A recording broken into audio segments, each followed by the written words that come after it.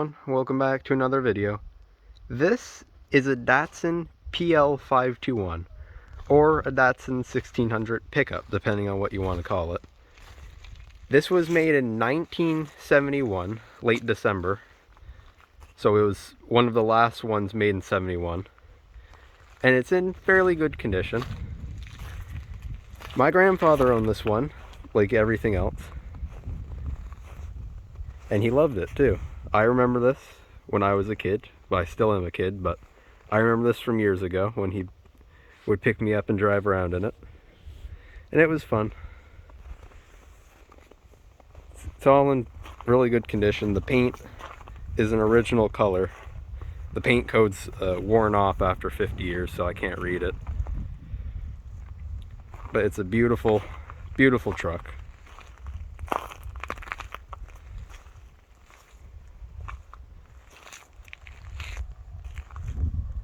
And currently you can see there's snow on the ground. It's winter right now, and we're keeping it in the garage I'm keeping it in the garage just because I don't want to get salt on it. I just decided that today would be a good day because it's been raining for 4 days where I live, and it finally froze, so I can walk outside now. But let me show you a few things on this. This is the engine bay. I've got a few things going on here. Car battery that I don't know how old it is. I like this part though. It's a ground that if you unthread this, it detaches. You can see that light goes off once I unscrew it enough. So that's very good because there's some power loss going on somewhere. That light is very handy at night in case something happens. Right next to that, that's the fuse box right there. Incredibly simple. That's the wiper motor. This is the information for the truck. Datsun Pl521. It makes 92 horsepower at 5,600 RPM. 1600 cc engine, well, 1595. And if you know anything about Datsuns, you'll notice this is the L16 engine, which was the 4-cylinder version of what they used in the 240Z. That one would have been the L24. Over on this side, I have my brake cylinder and clutch cylinder. I have to change the clutch fluid because it looks like mud, but I don't have any on hand, so I have a few months to work on it. I have my coil and what I believe is a fuse down there. A few electronics, the horns, distributor, fuel pump. And look how big that oil filter is. That's about 7 inches long. It's quite an oil filter. Trusty cue ball. That's this clamp was here for the original fuel filter. The fuel line would have come up right from that little hole, and it would have run to a fuel filter which was here, and then it would have run right down to the fuel pump. We bypassed that at some point with that. The radiator fan shroud has a plastic fan on it. You'll notice how little accessories are on this. Oh, my belt is loose. Well then, I'll have to tighten the belt at some point. We were having issues because that's not the original Datsun alternator. That, I believe, is a Chevy alternator, from what I've been told by my neighbor who also worked on this truck. It still works. The radiator has a small leak in it. You'll see right there. You might even be able to hear it. That little chirping sound. The distributor, I had a few issues with that. We had this sitting in a garage for 3 years, and few parts got corroded, rusted, worn. Battery is still going somehow, but both points were corroded. One of the points, I think I still have it, I'm not sure where, but the contacts broke off and then it kept running like that. So on one end there were no contacts, and on the other end it was just a point. I don't know how it kept running, but it has dual point setup, so one of them it must not have been carrying too much of the engine if it was still running fine. And it would stutter if you went up to high RPM. It would just die occasionally. We have the air filter, the original air filter. Tube going down to a heat shroud, is what I can assume. I don't know if I can show, but yeah, I can. The carburetor has quite a large window in it. So you can see what's happening. You can see float in there, all full of fuel. And a few other parts. I'm not even sure what that is, that contraption. Throttle linkages. A few wires unplugged. Don't know what they do. They never have been plugged in. It's the original carburetor for this truck, so I'm not sure. And down there, you might be able to see, yeah, that nut right next to the window. I had to bend a wrench and cut it in half just so I could get to that. And even then, it still takes like half an hour. But very durable little setup. Overhead cam engine. Says it right there, OHC Datsun.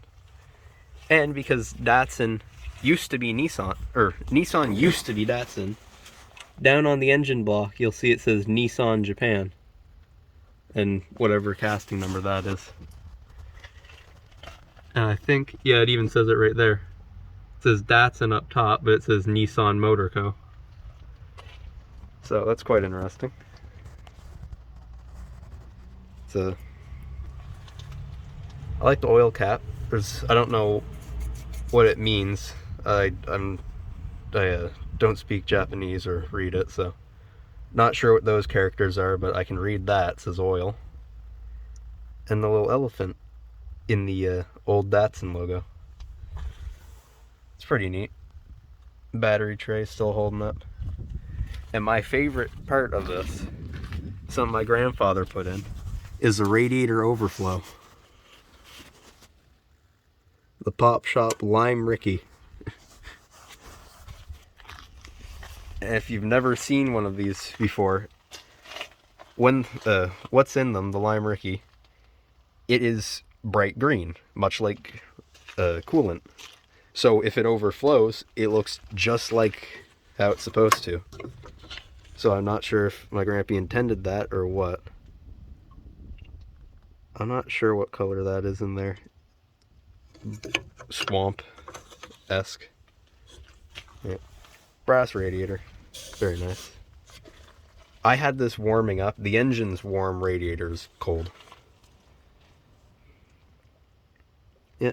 And I had to go through the fuel lines. I'm going to have to go through this one because it's sharp at the bottom, and I don't think rubber should be like that. The fuel line that was going right into the carburetor, you can't see it from here. When I went to go take that off, it shattered in my hand. The rubber line crumbled like it was made of rock. So that was interesting. Found out why it didn't keep fuel pressure. It's a 2-barrel carburetor. Not sure if I said that or not. And with that, I get 26 miles to the gallon. Or I used to in 1971. But that's still pretty good for today's standards too. Yeah, very durable engine. Starter is almost as big as the oil filter. And for reference, because I know size isn't easily shown on camera, this engine is 20 inches long from that end to that end. 20 inches. So that's a little under 2 feet. 4 inches under 2 feet, and it works well. 92 horsepower. You'll never see that unless you decide to actually give it everything it has. But it does pull quite a lot. My grandfather always said the marketing ads for this was weighs a ton, lifts a ton. Which is true. It weighs 2,400 pounds, and we've pulled 600 pounds of scrap metal in the back of it. And it went down by about an inch, but it pulled it just fine. So with that, I'll show you the inside of it. Before I do show you the interior, I forgot I want to start it up so everyone can see. Should be pretty warm, so starting it should be easy. There we go.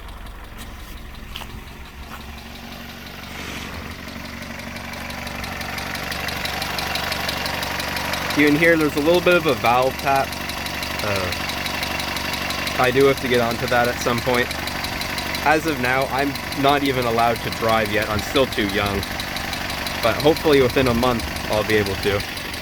That vehicle over there, Jeep. Sounds beautiful though. And the engine's the loudest part, because out around the back, the exhaust, dead quiet. You can't even hear it, which is amazing.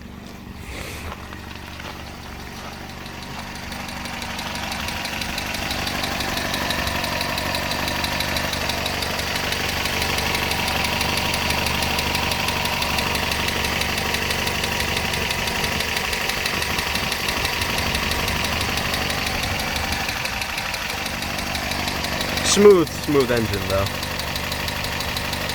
Like keeping my hand on it like that, I can feel it, but it's no worse than like a washing machine running slow. Very, very smooth engine. So now I'll show you the interior. The interior's all in fairly good condition. Have some carpeting in there. I have to vacuum again. I do drive this like a normal vehicle. I am gentle with it. Like I don't go crazy on dirt roads or anything. I'll go slow. I do drive it around, but not hard. As you can see, the pedals, clutch, brake, and gas. It is a standard 4-speed, 4 on the floor, and I think these are the original floor mats too. Little truck on that. And if we flip these up, you can see they have an original. There's a little ankle pad under it for you, or a heel pad. It's all fairly good. That's the door latch to open it up.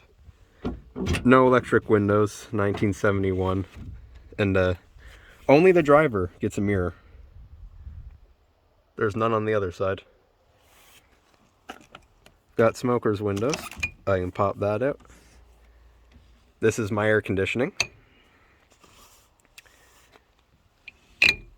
So that's always fun. They do work very well. Like if it starts to steam up a little bit, I'll open that. I have my door lock. Won't lock on the outside yet.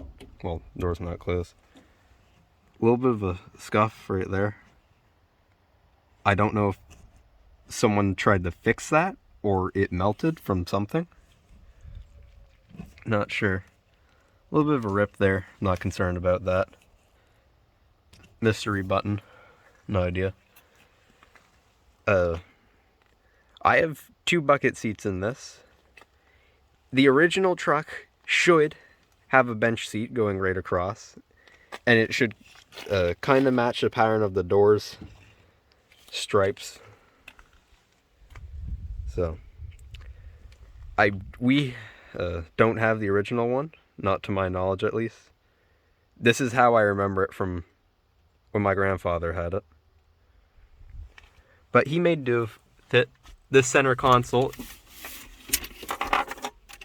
it's removable. There's really nothing in there. It's just a center console from some other car and a plank of wood. That's where I usually keep my wallet from driving.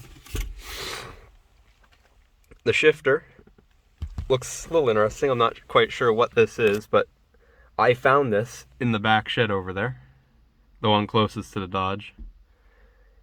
And this is the one I also remember from my childhood, like everything else. That clock, my grandfather also put in. Same with all those little magnets. And that one too. I like that one. The no puffin', please. Nobody's ever smoked in this, so the interior is still good. We have a little rat on the ashtray. I think in there, I can't really get it in there now because, well, I can't get my fingers in there or feel because cold.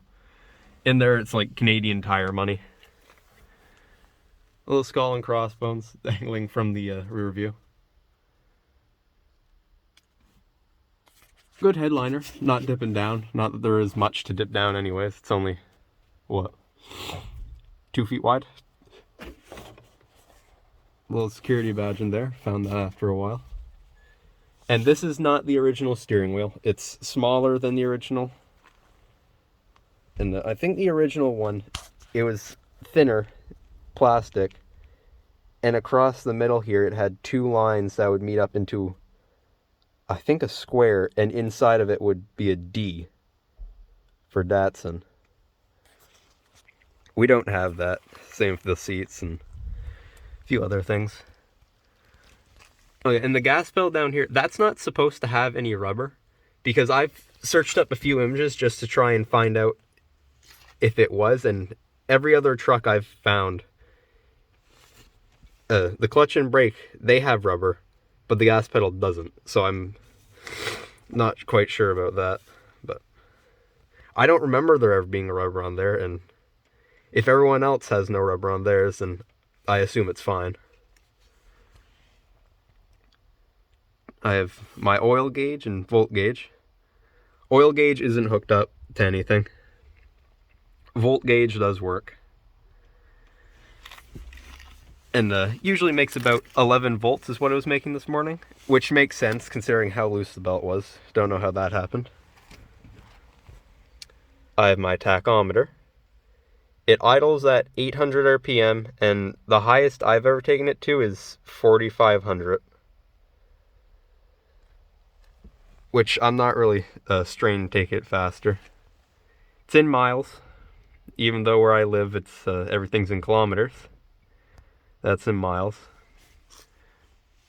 I don't know. No powered steering either, but that's the mileage. 53,390, almost 391. I have my fuel gauge, oil gauge. Sorry about that. Fuel gauge, oil light in case the oil pressure is too low. Like if I turn this on right now, my trusty key, yeah, it'll light up just because there's no oil pressure. And on the other side is the water temp and ignition. I've never seen the ignition light turn on. And the water gauge, running temperature is a little over the that line in the middle. That's where it's happy and it doesn't move from there. Turn signals on both ends of it too. You can see when I turn it on, it's how much power I have, almost 12. Turn signals do work.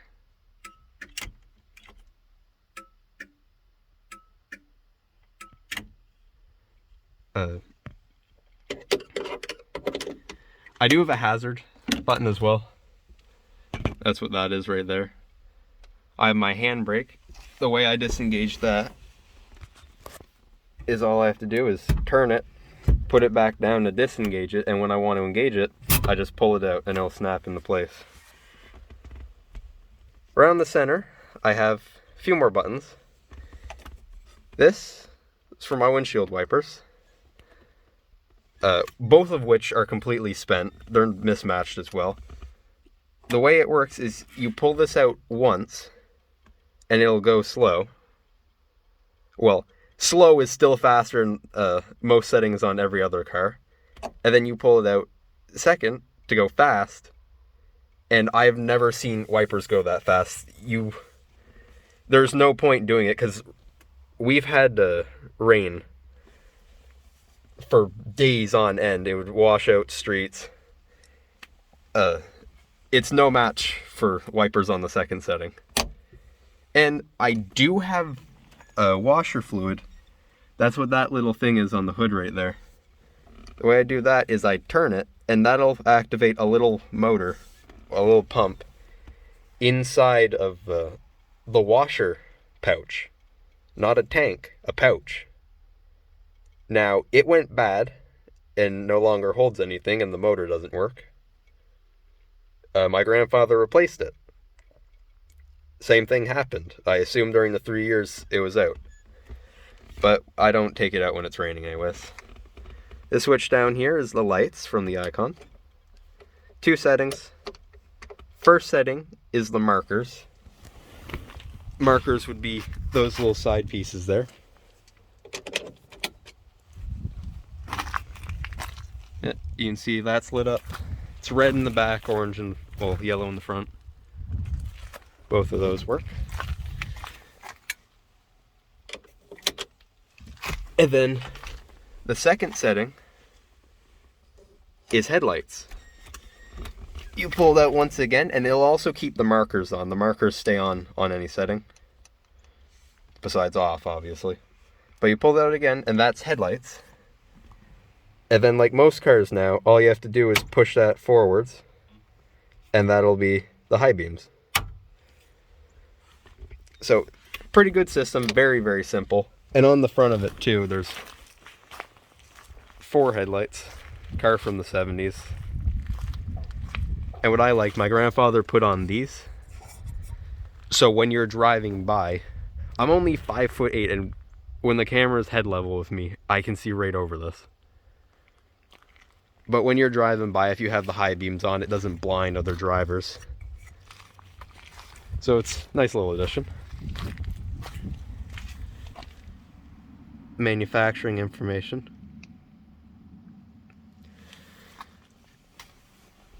And on the far side, well, actually underneath the center of it, we have a radio.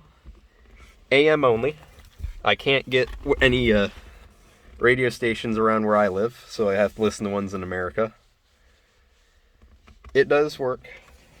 I don't know. I have to pull the antenna up. I usually keep it down because I don't use it.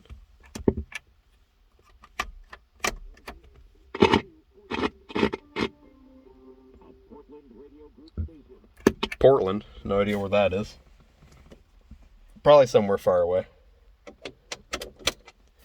Underneath, I have my heating controls. Like in the car where you can select it. So you could have heat coming at your feet or at your face. It's kind of like that, except DEF is defrost and room is that down there. It just pushes heat out into the floor. Cigarette lighter. Everyone needs. This is the other heat controls. You shut that if you just want air conditioning, I suppose. If you just want fresh air, I'm still not sure what it does. And heat for heat. You push it down, you get heat. There's a switch on this too. Off and heat. I don't know what happened to the switch on that. Something happened. No idea. Over here I have the dash. There's 2 dashes actually. Well, glove box. I have my little phone adapter. My grandfather loved this. Fits right in the charger there and it works well. That's the speaker down there. And I don't know why Grampy had this in here, but it's a cup. It says none of us are perfect. On the other side it says we all make mistakes. And if you look on the inside, there's the handle for it. Just a funny little novelty. The second dash is actually second glove box is actually quite large. You can put a lot of stuff in here. You'd be surprised. The storage in here, for how small it is incredible. Because if I move on out, because these aren't the original seats, I can pull back here, try and use both hands, and I can pull the seat forwards and show everything I have behind. Now the original interior, I have little cases here. It doesn't close. Plenty of space behind here. I can just keep random bits. Duct tape, hammer. These are the shifters. This is what was on it when we got it back. Fire poke shifter. Weighs 2 pounds, goes right through the reverse lock. And the original shifter. or the original shifter to my grandfather, because his father also had a Datsun, and he had 2 of these. So this, I'm trying to think of the word, pass it down throughout the generations type thing. I can't remember the word for some reason. Oh, that's close enough. Well, I'll fix it later. Yeah. Horn in the middle, obviously. I don't know if it works. I don't feel like trying. And there is an interior light somewhere up here.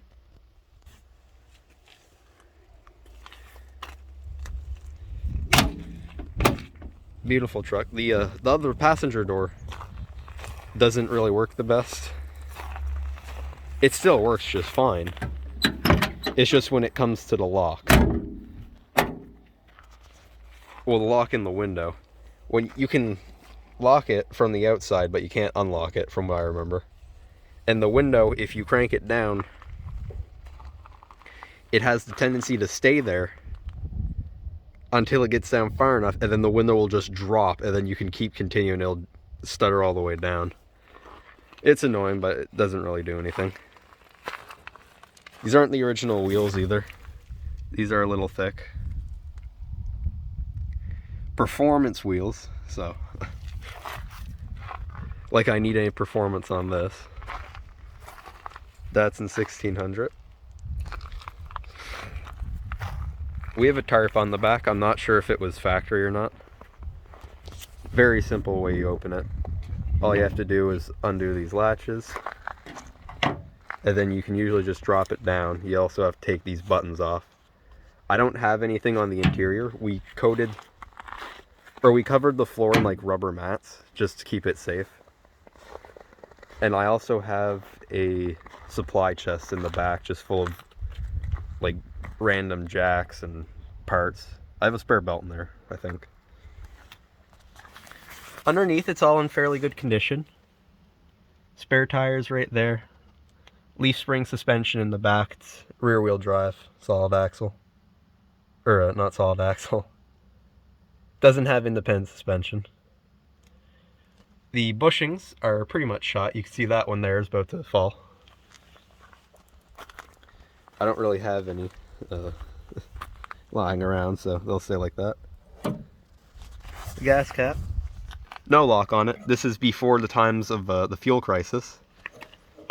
So why would you steal fuel from someone else's car when you can just go buy it for a nickel a gallon? You can't see it down there, nor can I, but it is a straight shot into the fuel tank. When the tank is full and I push this around, which is very easy. I don't know if you can see it on camera, but I can push this around easily. You can see fuel sloshing around the tank. So it's pretty fun.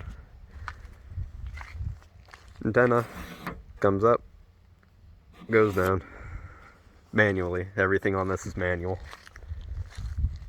On the front, I like the very simplistic patterns of this. There's just a little indent going down the front, right to the emblem, D. That's what was on the steering wheel too. That's what it looked like. Yeah. And not all of this is all fun and joy. It does have a few issues. Like I said, that belt, I've been having issues with that ever since we got it back this year. So that needs to be addressed at some point. I woke up one morning, was looking out that window right in the middle of the house upstairs, saw blue car in the front, and that's where I found it. Because it was sitting away for 3 years, pretty much outside, some rust developed, which is a real shame. It's on the hood, doors, rocker panels. That fender is the worst spot, but there is rust. It is pretty solid, but still, that kills me because my grandfather, he points it out and he gets angry over it, and I understand his frustration, but there's nothing I could have done to prevent that. There's rust around here too. Not bad here. You can see where it's bubbling. I think there's, yeah, right over here too. Someone tried to patch it up. You can see that on camera, it's so bad. Around the back, there's a few scratches. There's a dent in the middle. Don't know what happened there. The bumpers are degrading at the top. Quite a mismatch. Chevy alternator, Jeep, little back hitch. Yeah, you can even see there's some more right there. Little bump. But other than that, it's pretty good. Getting some mechanical issues. The turn signals caught fire at some point, like the actual switch. So I had to fix those one day. The carburetor, because it's been sitting for 3 years, is almost completely shot. The accelerator pump is non-existent. The electric choke doesn't work. So, for example, at the start of the video when you saw me start it up, that's because it was running for the last 20 minutes.